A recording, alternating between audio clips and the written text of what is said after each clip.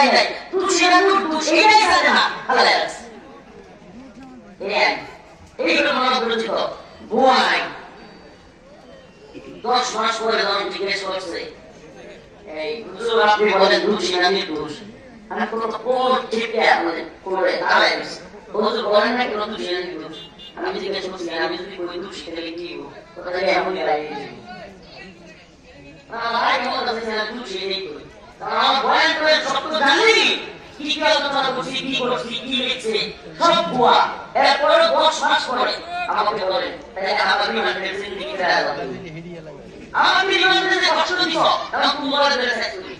জানি এখন জিজ্ঞেস করতে এই 10 মাস পরে আপনি খুশি না নি খুশি আমার কাছে হ্যাঁ করে এমন যে আমি তুমি কি খুশি হই প্রমাণিত হলে আমার কি মুখ তুলে কাটতো